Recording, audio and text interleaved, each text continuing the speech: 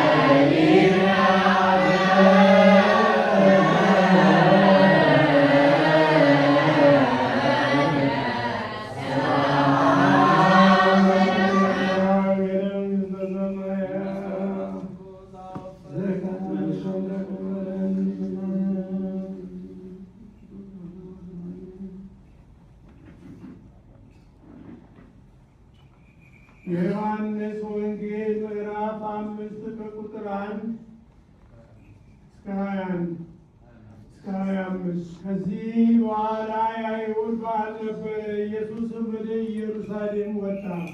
በኢየሩሳሌምም በበጎች በር አጠገብ በዕብራይስጥ ቤተሳይዳ የምትባል አንዲት መጠመቂያ ነበረች።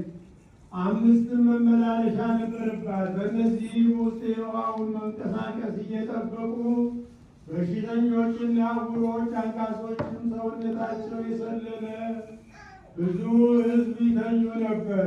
አንዳንድ ጊዜ የጌታ መልአክ ወደ መጠመቂያይቱ ወርዶ ውሃውን ያናውጥ ነበርና፣ እንግዲህ ከውሃው መናወጥ በኋላ በመጀመሪያ የገባ ከማናቸውም ካለበት ደዌ ጤናማ ይሆን ነበረ።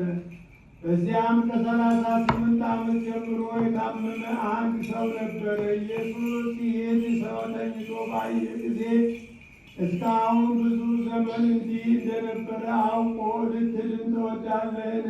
አለው። ድውዩም ጌታ ሆይ ውሃው በተናወጠ ጊዜ በመጠመቂያይቱ ውስጥ የሚያኖረኝ ሰው የለኝም፣ ነገር ግን እኔ ስመጣ ሳለሁ ሌላው ቀድሞኝ ይወርዳል ብሎ መለሰለት። ኢየሱስን ተነሳና አልጋህን ተሸክመህ ሂድ አለው። ወዲያውም ሰውዬው ዳነ፣ አልጋውንም ተሸክሞ ሄደ። ያን ቀን ሰንበት ነበረ። ስለዚህ አይሁድ የተፈወሰውን ሰው ሰንበት ነው፣ አልጋህን ልትሸከም አልተፈቀደልህም አሉት። እርሱ ግን ያዳነኝ ያ ሰው አልጋህን ተሸክመ ሂድ አለኝ ብሎ መለሰላቸው። እነርሱም አልጋህን ተሸክመ ሂድ ያለ ሰው ማን ነው ብለው ጠየቁት። ዳሩ ግን በዚያ ስፍራ ሕዝብ ስለነበሩ ኢየሱስ ፈቀቅ ብሎ ነበርና የተፈወሰው ሰው ማን እንደሆነ አላወቀውም። ከዚህ በኋላ ኢየሱስ በመቅደስ አገኘውና እነሆ ድነሃል፣ ከዚህ የሚብስ እንዳይደርስብህ ወደፊት ኃጢአት አትስራ አለው። ሰውየውም ሄዶ ያዳነውን ኢየሱስ እንደሆነ ለአይሁድ ነገረ። ስለዚህም በሰንበት ይህን ስላደረገ አይሁድ ኢየሱስን ያሳድዱት ነበር፣ ሊገድሉትም ይፈልጉ ነበር። ኢየሱስ ግን አባቴ እስከ ዛሬ ይሰራል፣ እኔም ደግሞ እሰራለሁ ብሎ መለሰላቸው። እንዲህም እንግዲህ ሰንበትን ስለሻረ ብዙ አይደለም፣ ነገር ግን ስለሻረ ብቻ አይደለም፣ ነገር ግን ደግሞ ራሱን ከእግዚአብሔር ጋር ያስተካክሎ እግዚአብሔር አባቴ ነው ይላል። ስለዚህ አይሁድ ሊገድሉት አብዝተው ይፈልጉት ነበር። ስለዚህ ኢየሱስ መለሰ እንዲህም አላቸው፣ እውነት እውነት እላችኋለሁ አብ ሲያደርግ ያየውን ነው እንጂ ወንድ ከራሱ ሊያደርግ ምንም አይችልም።